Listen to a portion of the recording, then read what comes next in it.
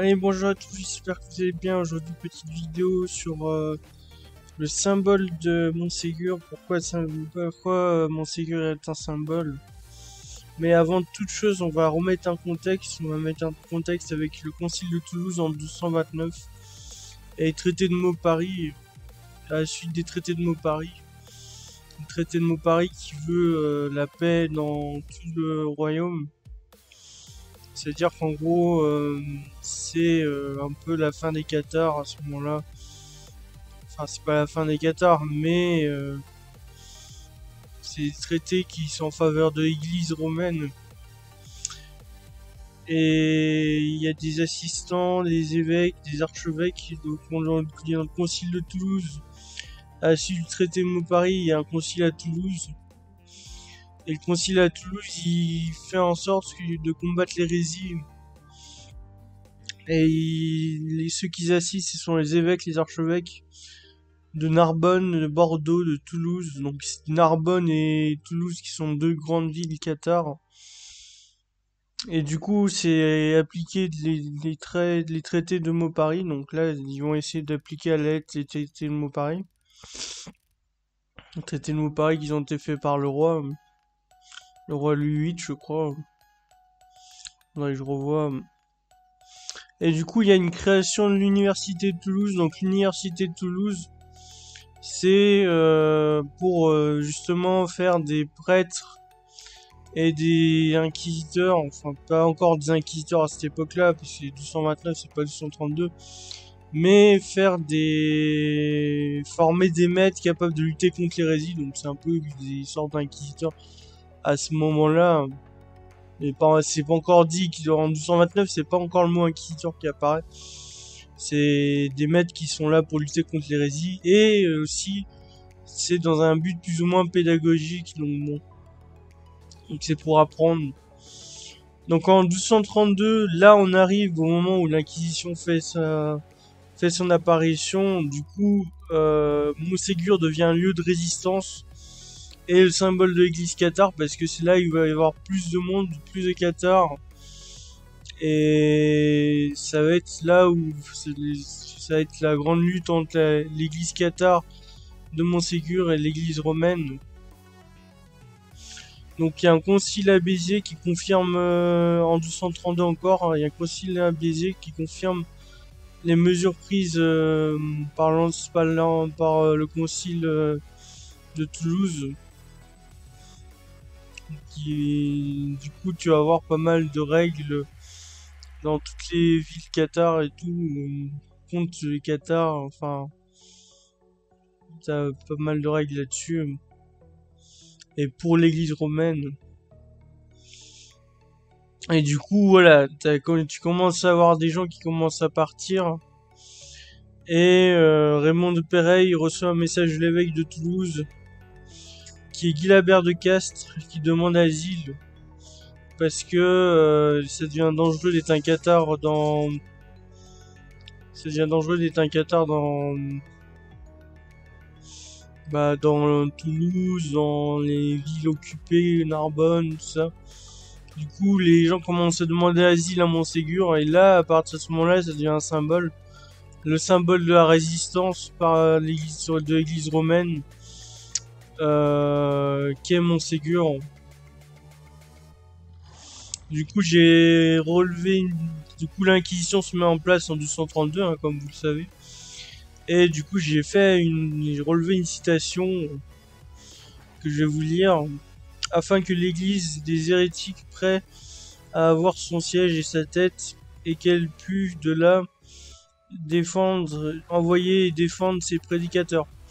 Donc il y a des relations, ça nous dit qu'il y a des relations externes entre Montségur et le reste du monde. Et des relations externes. C'est-à-dire en gros qu'ils vont pouvoir envoyer des prédicateurs de Montségur, par exemple à Toulouse, pour justement prédiquer, amener des prédications sur, par exemple sur la religion cathare. Et voilà, ça va être aussi donc dans le premier temps la défense des prédicateurs et tout, de ceux qui des parfaits par exemple. Donc ils vont être défendus à Montségur, et il y en a d'autres qui vont être envoyés. Cette station, elle veut dire aussi qu'il y en a d'autres qui vont être envoyés un peu partout dans le monde pour faire leur prédication. Donc voilà, donc il y a un nouvel afflux d'hérétiques qui posait quand même un problème, parce que un problème notamment d'intendance et de nourriture, c'est-à-dire que les paysans avaient 2 fois plus de travail pour devoir nourrir un peu tout le monde. Donc tous ceux qui arrivaient à chaque fois à Montségur, et permettaient à la ville de s'agrandir, mais derrière il fallait que les paysans vraiment soient à fond. J'ai parlé aussi d'intendance et de ravitaillement, voilà, c'est ça qui va être le plus dur, ces problèmes-là. Et aussi, ça va être le problème de s'opposer tout simplement à l'église officielle, parce que l'église officielle est implantée au Vatican, comme tout le monde le sait, et du coup l'église cathare va s'opposer clairement avec un siège à Montségur. Donc en quelque sorte il va vraiment s'opposer en disant bon, ils ont pas de pape, mais derrière ils disent quand même qu'ils ont une grosse force militaire et une grosse force économique et sociale à Montségur. Alors du coup les parfaites ont un rôle aussi très important à noter. Donc comme j'ai dit avant, il y a pas mal de seigneurs locaux qui viennent trouver refuge dans la citadelle, des seigneurs locaux déchus, de tout ça, et des seigneurs locaux qui soutiennent le catharisme aussi. Les seigneurs locaux déchus de ces terres, par exemple, on avait, je vous citerai plus tard, Pierre-Roger de Milleroy, que je vous citerai plus tard dans mon analyse. Mais surtout, on avait des seigneurs locaux qui viennent trouver refuge dans la citadelle. Voilà. Et les parfaites ont un rôle très important, puisque elles vont avoir un travail très intense pour la sécurité, et en plus elles se sentent en sécurité à Montségur. Mais elles vont avoir un travail très intense, que ce soit dans la prédication, que ce soit dans les autres domaines un peu plus annexes. De 1232 à 1242, Montségur est le siège d'une très grande activité.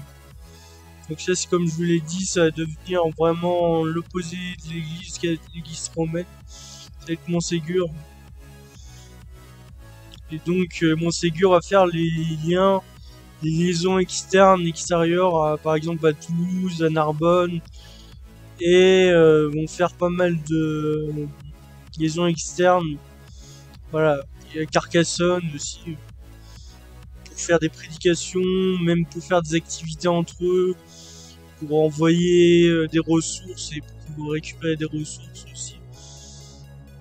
Donc Montségur, ça devient vraiment très très important. Le chef de Montségur, c'est Raymond de Pareil, donc c'est de Péreil, pardon.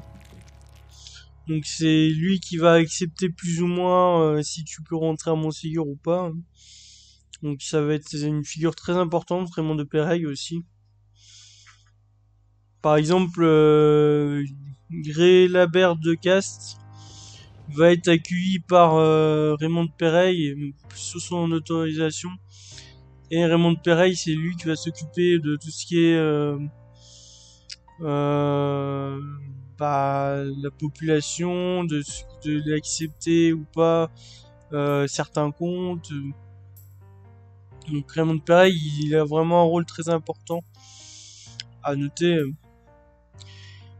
Guilabert de Castres, il a aussi c'est une importante figure de restauration de Montségur, avec Pierre-Roger de Mirepoix. Et Pierre-Roger de Mirepoix, ça fait partie des nombreux seigneurs sympathisants à la cause des Cathares. Mais il faut savoir qu'il a perdu ses terres, voilà, comme je le disais précédemment, je sais pas si je l'ai dit précédemment, mais il a perdu ses terres, il a perdu ses terres, euh, ouais, il a perdu ses terres lors du traité de Maupari en 1229. Il y avait pas mal de seigneurs en 1229 lors de ce traité de Maupari qui, s'ils sont considérés comme hérétiques, perdent leurs terres. Donc en 1233, il arrive à Montségur, il va se protéger à Montségur parce qu'il demande protection et asile à Montségur.